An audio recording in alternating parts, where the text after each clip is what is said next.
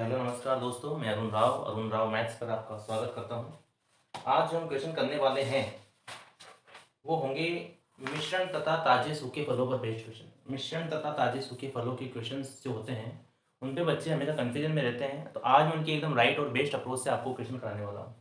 ठीक है, तो क्वेश्चन आपकी स्क्रीन पर आने वाला है। क्वेश्चन आपकी स्क्रीन पर देखिए आप। ताजे फलों में 68% पानी है और सूखे मेवों में 20% पानी है, तो 100 किलो ताजे फलों से कितने सूखे फल प्राप्त किए जा सकते हैं। तो ये देखो कि जब ताजे और सूखे फलों की बात होती है और जब कोई फल सूखता है, जैसे कोई फल फ्रेश है, ताजा है, और जब वो सूखता है तो उसमें से जो उसका पानी वाला जो पार्ट होता है वो उड़ जाता है, पानी उड़ जाता है, और जो पल्प रहता है ना, जो गुदा रहता है, वो कांस्टेंट रहता है। मतलब जितना ताजे फलों में गुदा था उतना ही गुदा उसके सूखे फल में भी रहेगा। ठीक है, तो गुदे की जो मात्रा है वो कांस्टेंट रहती है। और इन्हीं बस यही जो है इस क्वेश्चन का मेन कॉन्सेप्ट है, मेन क्रक्स है, मेन निचोड़ है कि आपको ये ध्यान में रखना है कि गुदा को जो भी जो कांस्टेंट पार्ट है उन्हें उन्हें हमें इक्वल रखना है। लाइक जैसे कि ताजे फलों में 68% पानी है, तो पानी की परवाह भी नहीं करनी, पानी होगा कितना भी हो, हमें उससे मतलब नहीं है। गुदा कितना है, जो कांस्टेंट पार्ट है वो कितना है, हमें फोकस उस चीज पे रखना है। जैसे कि ताजे फलों में 68% पानी है, तो जो गुदा है, जो पल्प है, वो कितना होगा कि सर वो 32% होगा। कितना होगा? 32%। कितना होगा? 32%।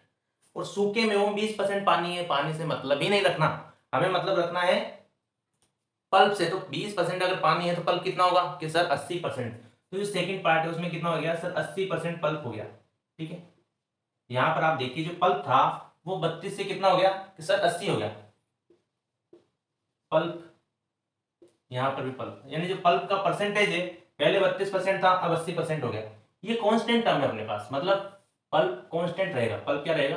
कांस्टेंट रहेगा, इसमें कोई भी चेंज नहीं आएगा। यहाँ पे परसेंटेज में चेंज है क्योंकि पानी का वाष्पीकरण हुआ है, वेट में चेंज हुआ है। तो जो कांस्टेंट टर्म में चेंज हुआ है, ठीक है, कितना हुआ है कि सर 8 से, यहाँ पे अगर मैं 4 से काटता हूं तो कितना आ जाएगा? 8 से काट देते हैं, 8 चौक 32, और यहाँ पे 10, और रेशो फाइनल क्या हो जाएगा कि सर 2:5 हो जाएगा। 2:5 हो जाएगा। तो जो इनका जो वेट है वो जस्ट इसके अपोजिट रेशो में चेंज होगा। वो कितना हो जाएगा कि सर 5 से 2 हो जाएगा। कितना हो जाएगा? 5 से 2। ये बात हो रही थी यहाँ पे ताजे फलों की, ताजे फलों की बात हो रही थी, और ये बात हो रही थी यहाँ पे सूखे फलों की। ठीक है, सूखे फलों की। तो ताजे फलों में पल्प की मात्रा पहले 32% थी, और सूखे फलों में ये जो मात्रा है वो 80% हो गई। मात्रा वैसे कांस्टेंट है लेकिन उसका परसेंटेज वैल्यू चेंज हो गई। तो पहले 32%, अब 80, रेशियो निकाला 2 से 5। तो जो उसकी जो मात्रा होगी, जो ओवरऑल जो वेट होगा, वो वेट जस्ट इसके अपोजिट रेशियो में चेंज होगा। यही आपको ध्यान में रखना है कि जो कांस्टेंट टर्म है, कांस्टेंट टर्म क्या थी सर? कांस्टेंट टर्म तो पल्प थी। पल्प 2 से 5 हुआ है, परसेंटेज में 2 से 5 हो गया, तो जो मात्रा होगी वो 5 से 2 होगी। अब ताजे फलों की, ताजे फलों में 5 की मात्रा कितनी है सर? ताजे फलों में पहले 100 kg था, कितने गुना है सर? 20 गुना। तो अब कितना हो जाएगा? ये भी कितना हो जाएगा? 20 गुना। 20 गुना हो जाएगा, यानी कि 40 kg। यानी सूखे फलों का वेट कितना होगा? 40 kg। तो अपना जो ऑप्शन नंबर डी है वो अपना सही जवाब हो जाएगा। अब आते हैं नेक्स्ट क्वेश्चन पे। देखिए एक तरीका तो ये आप इस तरीके से कर सकते हैं, और एक तरीका दूसरा भी, वो आपको ज्यादा पसंद आएगा। मुझे पर्सनली ये ज्यादा पसंद आता है। ठीक है, और ये ज्यादा पसंद, ये आपको समझाने के वे में मैंने इसको इतना लिखा है। ठीक है, वरना आप सीधा ही देख सकते थे। सीधा कैसे देख सकते थे कि भाई जो ताजे फलों में पल्प की मात्रा 32 से 80 हुई है, आपको देखने से पता चलेगा 68% पानी है तो 32% पल्प है। तो पल्प 32 से 80 हुआ है, पल्प 32 से 80 हुआ है, तो जो मात्रा है वो 80 से 32 हो जाएगी। 80 से 32 हो जाएगी, ये रेशियो आ जाएगा। फाइनल रेशियो लिखूंगा मैं तो ये आ जाएगी। और इस 80 की वैल्यू, मतलब यहां से अगर मैं निकालूंगा तो 16×5 = 80 और 16×32, और इसकी वैल्यू 100 kg दे रखी है, तो इसकी वैल्यू ऑटोमेटिक 40 kg आ जाएगी। ऐसे आप कॉन्सेप्ट सीखने के बाद डायरेक्ट इस तरीके से ऐसे सोच सकते हैं। अब इसका एक और तरीका मैं अगर आपको बताऊं तो वो तरीका क्या है? फल की मात्रा कांस्टेंट करनी। तो पहले 100 kg ताजे फल थे, यहाँ पे बात करेंगे ताजे फलों की। तो 100 kg ताजे फलों में पल्प कितना है कि सर पल्प है 32%। 68% पानी है, 32% पल्प हो गया, यहाँ पे परसेंटेज। और यही पल्प इक्वल भी रहेगा बाद में भी, यानी यहाँ पे सूखे फल मान लो x kg है, तो उसमें पल्प कितना होगा? पल्प सर में है अपने यहाँ पर 80%। 80%, तो यहाँ से आप सीधा कट करके निकालिए। 16 से काटा, 16 दूना और 16 पंजा 20। तो यहाँ से डायरेक्ट अपने x की वैल्यू कितनी आ गई? 40 kg। ठीक है, कितने आ गए 40 kg। तो दो तरीके मैंने बताए हैं आपको कि आप इस तरीके से भी कर सकते हैं और उस तरीके से भी कर सकते हैं। देखो मेन जो है आप कॉन्सेप्ट ऐसे समझो कि जब दो संख्याएं मल्टीप्लाई में होती है, यहाँ पे 100 और 32 मल्टीप्लाई हो रहे हैं। 100 क्या है सर मात्रा है, ये क्या है सर पल्प की मात्रा है, पल्प का परसेंटेज है, और ये कांस्टेंट टर्म है। तो इसमें जो चेंज होगा उसके रिवर्स में चेंज यहाँ पर होगा। ठीक है ना, तो मात्रा में चेंज रिवर्स में होगा और यहाँ पर जो चेंज होगा इस तरीके से होगा। ठीक है, अब नेक्स्ट क्वेश्चन में मैं दोनों तरीके से आपको बताता हूँ। नेक्स्ट क्वेश्चन आपके सामने स्क्रीन पर ये है। ठीक है, तो नेक्स्ट क्वेश्चन को पढ़िए आप और देखिए कि उसमें क्या पूछा गया है। अब नेक्स्ट क्वेश्चन में आपसे पूछा गया है कि ताजे फलों में 80% जल है तो पल्प कितना है कि सर 20% है। सूखे फलों में 10% जल है तो पल्प कितना है कि सर 90% है। तो सूखे फलों का वजन 250 kg है, यानी कि बाद वाले सूखे फलों में पल्प कितना है, पल्प हुआ अपने कितना कि सर पल्प हुआ अपने 20 से 90। 20 से 90 तो मात्रा क्या हो जाएगी सर 90 से 20 हो जाएगी, 90 से 20 मात्रा हो जाएगी। ये मात्रा का आगे डायरेक्ट 9 से 2, और हमें इसकी वैल्यू दे रखी है सर 250। कितनी दे रखी है कि सर हाँ 250 kg दे रखी है, जो कि सूखे फल है ना, ये यहाँ पे सूखे हैं, ये क्या है सूखे फल है और ये ताजा है। हमसे क्या पूछा गया है कि सर जब ये ताजा थे तो इनका वजन कितना रहेगा रहा होगा। 2 की वैल्यू 250, तो 9 की वैल्यू कितनी आ जाएगी, 2 की वैल्यू 250 है तो 9 की वैल्यू अपने ही आ जाएगी। तो सर कितना आएगा, ये यहाँ पे 125, और 125 नंबर कितना होता है 12 नंबर 108, 1080 और 45 1125।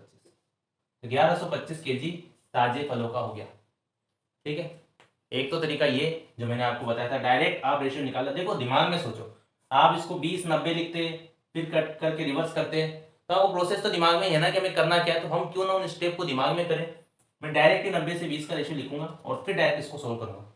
अब आते हैं दूसरे तरीके पे। तो दूसरा तरीका क्या है कि सर दूसरा तरीका वही डायरेक्ट आप करिए। मान लिया ताजे फलों की जो मात्रा है वो x kg है, जिसमें पल्प कितना हो गया कि सर पल्प हो गया अपने 20%, जो कि इक्वल रहेगा सूखे फलों में भी। सूखे फल सर 250 kg है। अब 250 kg है तो उसमें पल्प की मात्रा कितनी है सर 90% है। तो यहाँ से x की वैल्यू कितनी आ जाएगी 250 मल्टीप्लाई 90 अपॉन 20, परसेंटेज से परसेंटेज भी कट जाएगा। ठीक है, यहाँ पे और इसको आप कर लो 125 इंटू 9, जो कि अगेन 1125 kg अपने आंसर आ जाएगा ऑप्शन नंबर सी। ठीक है, ऑप्शन नंबर सी। अब आते हैं क्वेश्चन नंबर 3 पे। अब आता है कि 20 लीटर मिश्रण में 20% एल्कोहल है और बाकी पानी है, और 5 लीटर पानी मिला दिया जाए तो नए मिश्रण में एल्कोहल का प्रतिशत क्या होगा। तो हम मिला क्या रहे हैं पानी, कौन सी टर्म कांस्टेंट है सर, कांस्टेंट टर्म यहाँ पर है एल्कोहल, क्योंकि एल्कोहल में कोई भी चेंज नहीं कर रहे हैं। तो एल्कोहल की जो मात्रा है वो पहले भी वही थी और बाद में भी वही रहेगी क्योंकि कांस्टेंट है। पहले 20% एल्कोहल था, फाइनल में चेंज होगा, और जो मात्रा थी वो 20 से अब 5 लीटर मिला दिया तो 25 हो गई। तो मैंने अगेन आपको बताया कांस्टेंट टर्म में और मात्रा में रिवर्स का वो संबंध होता है। मतलब जैसे कि कांस्टेंट टर्म 5 से 4 होगी तो जो मात्रा होगी वो 4 से 5 हो जाएगी। कांस्टेंट टर्म 5 से 6 होगी तो मात्रा 6 से 5 हो जाएगी, रिवर्स में हो जाएगी। तो कांस्टेंट टर्म यहाँ पे तो एल्कोहल है और मात्रा जो है अपनी 20 से 25 हो रही है, यानी पहले 20 लीटर था सॉल्यूशन, तो अब कितना हो रहा है 25 लीटर हो रहा है। तो जो कांस्टेंट टर्म है यानी एल्कोहल जो अपने कांस्टेंट था वो क्या हो जाएगा कि सर वो 25 से 20 रेशो में आ जाएगा, यानी कि यहाँ पर 5:4। कि सर पहले इसकी मात्रा कितनी दे रखी थी इसकी सर 20% दे रखी थी, यानी कि 4 गुना, तो अब कितनी हो जाएगी 16%, जो कि 4 गुना। ठीक है, देखो पर्सनली मुझे ये तरीका ज़्यादा पसंद आता है, तो मैं भी आपसे चाहूँगा कि आप इस तरीके पे ज़्यादा फोकस करें। इससे बेस्ट और इससे शॉर्ट इसका तरीका दूसरा नहीं हो सकता। ठीक है, और जैसे कि मेरी आदत है कि आपको सोच का दायरा बढ़ाने की मैं कोशिश करता हूँ, तो दूसरा तरीका आप इसको ऐसे कर सकते हैं। कैसे करेंगे आप, उससे पहले मैं इसको इरेज कर देता हूँ।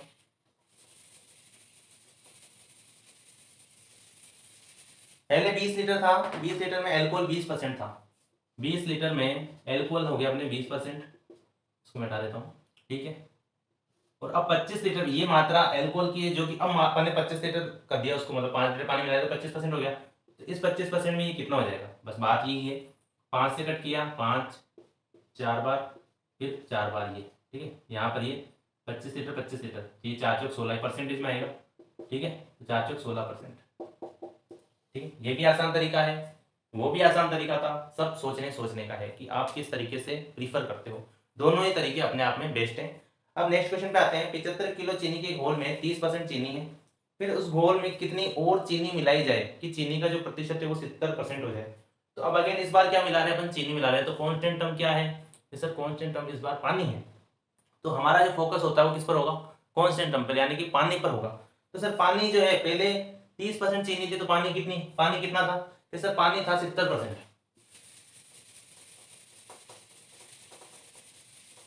ठीक है, नेक्स्ट क्वेश्चन पे आते हैं। तो 75 किलो चीनी के घोल में 30% चीनी, तो पानी कितना हो गया 70, ये 70 पानी हो गया।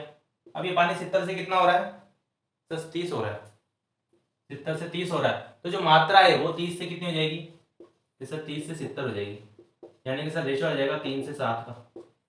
अब क्या पूछा गया है कि कितनी और चीनी मिलाई जाए, तो मात्रा ये पहले 3 थी, अब मिलाई कितनी 4 यूनिट। अब हमें कितनी दे रखी है कि सर 3 यूनिट की वैल्यू 75 केजी दे रखी है, 3 यूनिट की वैल्यू कितनी दे रखी है 75 केजी, यानी कि 25 गुना। तो इस 4 की वैल्यू भी कितनी रहेगी 25 गुना। भाई 4 यूनिट अपने मिलाई, पहले 3 यूनिट से 7 यूनिट हो गए, 4 यूनिट अपन ने ऐड की, तो 4 की 25 गुना यानी 100 केजी। तो अपन ने 100 केजी चीनी इसमें और मिलाई है। तो वापस आपको अच्छे से बताता हूँ किया क्या अपन ने कि सर जो कांस्टेंट टर्म थी, कांस्टेंट टर्म यहाँ पे क्या थी, कांस्टेंट टर्म मतलब जिसमें हम चेंज नहीं कर रहे हैं, अपन चीनी मिला रहे हैं, हम पानी के साथ छेड़खानी नहीं कर रहे, तो अपनी कांस्टेंट टर्म क्या, पानी।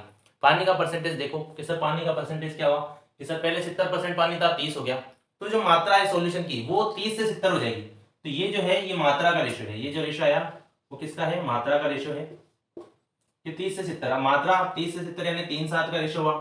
3 की वैल्यू 75 दे रखी है और हमने कितना ऐड किया, 4 यूनिट ऐड किया। 3 यूनिट अगर 75 केजी है तो 4 यूनिट अपने 100 केजी अपने आंसर आ जाएगा। अब एक तरीका और दूसरे तरीके से आपको ये बताता हूँ क्वेश्चन।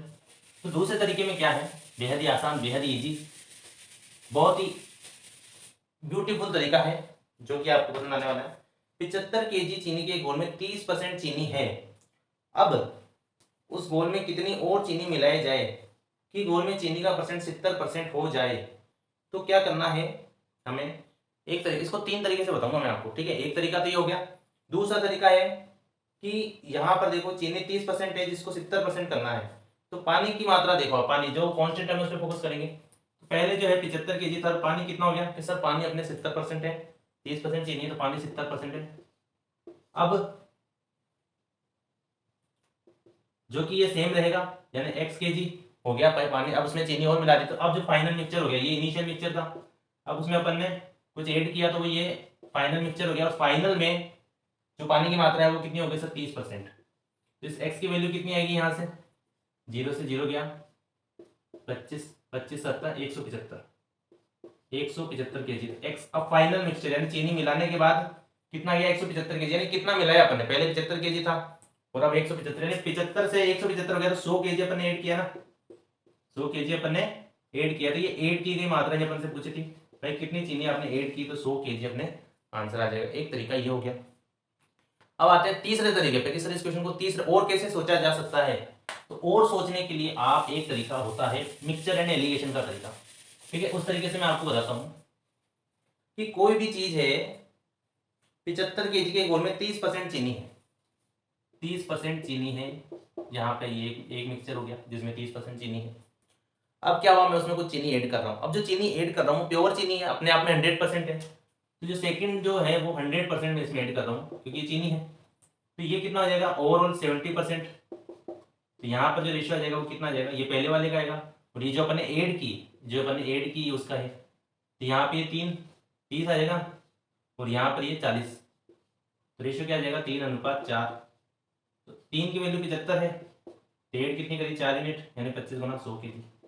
ये यहाँ से भी डायरेक्ट आ गया, ठीक है। तो ये तीसरा तरीका हो गया कि सर और बताइए सर, तो और कैसे सोचा जा सकता है कि सर ये अपने चीनी पे करा है तो हम इसको पानी पर भी लगा सकते हैं, ठीक है, पानी पे कर देते हैं, पानी पे करते हैं, वाटर पे इसको करते हैं। सर वाटर पे कैसे करें, वाटर तो अपने ऐड ही नहीं किया, तो वाटर ऐड नहीं किया तो वाटर पे कैसे कर सकते हो भाई, ऐड तो चीनी किया है ना, वाटर तो अपने ऐड नहीं किया, तो फिर हम वाटर पे इसको नहीं कर सकते। तो सर और मात्रा में तो चेंज हुआ है, ठीक है ना, मात्रा में तो चेंज हुआ ही है। एक बार वाटर पे इसको करके देखते हैं।